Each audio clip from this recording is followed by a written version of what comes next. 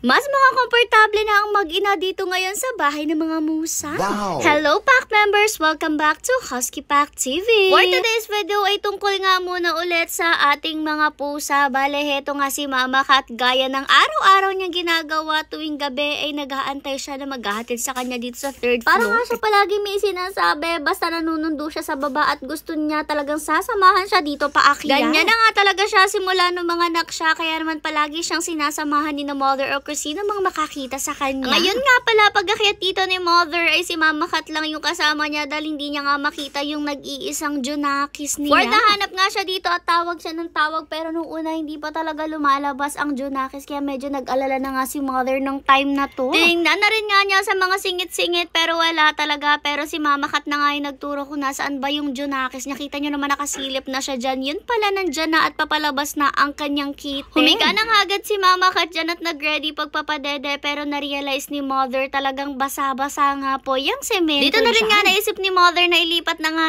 etong pusa na to dahil syempre malaki na rin naman siya at isa pa delikado na talaga dyan sa second floor or sa third floor. Dyan kasi sa third floor na yan, kapag maulan ay pumapasok rin talaga yung tubig, lalo na nga kapag medyo tumas na yung tubig dyan sa may third floor. Ibig sabihin lang doon, kahit nandyan nga sila sa area na hindi umuulan ay pumapasok pa rin yung tubig dyan, mababasa pa rin siya at delikado. Alam naman natin na kaya nawala yung kapatid niya ay dahil nga po nilamig siya at sinipon. Lagi rin kasing basa nung time na yon dahil maulan at ngayon nga ay may bagyo na naman, which is si bagyong Christine. Kaya naman kailangan maghanda rin tayo at make sure na safe nga sila mag-ina. Naisipan nga ni Mother na dito na nga muna ilagay etong kuting na to sa may lagayan ng mga musang natin dati. Dahil nga kasi hindi rin pumapasok dito yung tubig at kahit ang PS ay hindi. Dahil nga po pinagawan to ni Mother noon ng maayos na bubong na medyo malawak nga po para nga po hindi pumasok yung tubig. Meron nga lang iba mga gamit na nakalagay dito pero ayusan na rin natin yan soon para nga po maging presko sila dito. Papatanggal natin yan pero ngayong gabi ay dito nga muna silang mag-ina. Makabawas-bawasan kasi talaga sa lamig dahil dito nga po ay hindi masyadong mahangin talaga. Nabablock kasi talaga dito sa pwesto na to yung hangin, kaya naman ox na ox dito, hindi gaanong kalamigan, mas malamig pa rin talaga doon sa third floor, tapos basa pa nga doon ang buong lugar. Paglagay naman dito ni Mother sa kitten ay sumunod na rin naman si Mama Cat, kaya dito sila magsistay muna pansamantala. Syempre kailangan natin itong ayusin at lalagyan rin nga natin sila ng higaan dito para ma-make sure nga na safe silang dalawa dito at syempre komportable na rin. Okay rin naman si Mama Cat dito kasi alam nyo ba, itong si Mama Cat simula po nung buntis siya, dito na siya tumatambay talaga sa cage ng mga musang. Madalas kasi to iniiwang bukas talaga at kahit nung buntis pa man siya, dito siya umihiga talaga. Kaya nga noon, binilagyan namin siya dito ng anakan dahil akala namin ay dito talaga siya aanak dahil dito siya nakapwesto. Kahit ngayon nga na nakaanak na siya, kapag umaalis siya sa mga anak niya, dito siya tumatambay. Lalo na nga kapag nasa labas yung pack members natin, andun sa off-leash area nila, ay dito nagtatambay itong si Mama. Dito na nga nilagyan ni Mother ng tubig at pagkain etong dalawa para nga may makain sila at may mainom sa buong magdamag. Yung pakainan nga nilagyan pa ni Mother ng isa pang bowl sa ilalim na may tubig para ma-make sure nga po na hindi yan guguyami. Nauna na nga kumain dyan si Mama Cat, tapos pinalapit niya nga lang itong si Baby Cat. Yun nga lang, hindi gaanong kalakasan na rin kumain si Baby Cat kahit medyo malaki na siya. Dahil nga dumedede pa rin siya sa mama niya, o diba napakalaki na pero dumedede pa. Pero carry lang yan talaga ang gusto niya at marunong din namang magwali sigurado si Mama Cat. Anyways, nilagyan na rin nga ni Mother ng latag silang dalawa dyan para nga po syempre medyo warm sila at dito sila magsistay for the night at titingnan natin kung ilang araw ba silang magtatagal dito at kung papayag ba sila dito. Basta ang mahalaga sa ngayon, hindi sila mababasa at hindi rin nga lalamigin.